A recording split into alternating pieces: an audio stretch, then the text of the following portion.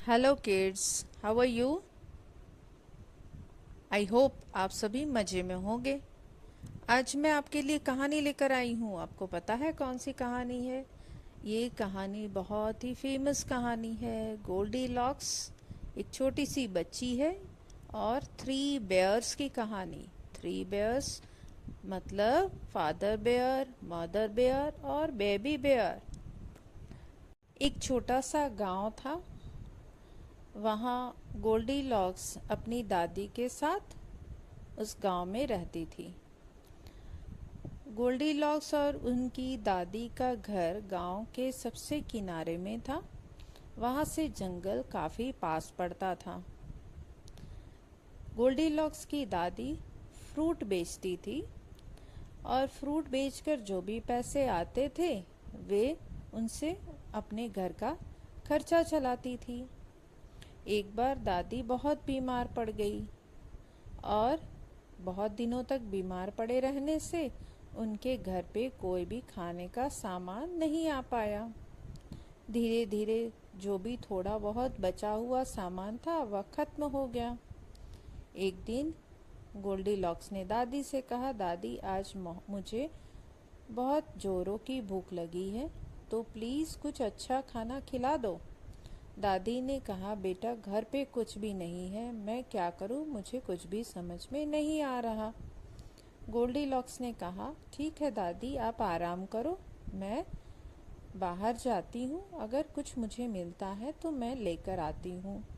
Goldy locks घर से बाहर निकली और बाहर निकलकर कुछ खाने का सामान देखने लगी। उसे लगा कि शायद कोई फ्रूट्स मिल जाए या और भी कुछ खाने को मिल जाए। वह इधर उधर ढूंढती रही पर उसे कुछ भी नहीं मिला। अब धीरे धीरे अंधेरा होने लगा, क्योंकि वह जब घर से निकली तब शाम का समय था। धीरे धीरे अंधेरा बढ़ता गया और गोल्डी लॉक्स रास्ता भटक गई और जंगल में जा पहुंची। जंगल में बहुत ही अंधेरा था, उसे डर भी बहुत लग रहा था। पर तभी उसे एक छोटी सी झोपड़ी दिखाई दी और वह झोपड़ी इतनी प्यारी थी, इतनी सुंदर थी कि उसका मन रह नहीं पाया और वह उस छोटी सी झोपड़ी में अंदर चली गई। बहुत ही प्यारी सी झोपड़ी थी। अंदर जैसे ही उसने पाँव रखा उसे तो लगा जैसे किसी नई दुनिया में आ गई है। अंदर एक डाइनिंग टेबल था छोटा सा, उसमें कुछ बर्तन पड़े थे और सभी बर्तन ढके हुए थे। उसने उन सभी बर्तनों को खोल कर देखा। उन सभी बर्तनों में कुछ न कुछ खाना था। गोल्डी लॉक्स को तो भूख लगी थी, बहुत दिनों से अच्छा खाना भी नहीं खाया था, क्योंकि दादी उसकी बीमार थी तो खाना उसे कौन बना देता। गोल्डी लॉक्स तो चेयर पर बैठी और जमकर उसने खाना खा लिया। कुछ जो थोड़ा बहुत बचा हुआ खाना था और फ्रूट्स थे उसने अपने बैग में डाल लिए। उसने सोचा कि वह घर जाएगी और अपनी दादी को भी खिला देगी। तभी अचानक से जोर से बारिश होने लगी। गोल्डी लॉक्स को वहीं पर रुकना पड़ा। वह बहुत ही थकी हुई थी। पास पर ही एक बेड था, वहां जाकर वह सो गई और बेड बहुत ही कोजी कोजी था। उसे नींद आ गई। इधर उसकी गहरी नींद अभी उसे लगी ही थी कि तभी वहां पर फादर बेयर, मदर बेयर और बेबी बेयर आ पहुंचे। ये उनका ही घर था और गोल्डी लॉक्स उन बेयर के घर में आ पहुंची थी। फादर बेयर ने देखा घर का दरवाज़ा खुला हुआ है। उन्हें लगा जरूर कोई अंदर है, पर वे चुपचाप अंदर चले गए। उन्होंने देखा डाइनिंग टेबल के सारे बर्तन खाली पड़े हैं, खाने को कुछ भी नहीं है। अब बेबी बेयर बहुत ही भूखा था। उसे बहुत जोर का गुस्सा आया। उसने फादर बेयर, मदर बेयर से कहा कि मुझे भूख लगी है मम्मा, मुझे कुछ खाने को जल्दी से दे दो। और वह अपने कमरे में चला गया।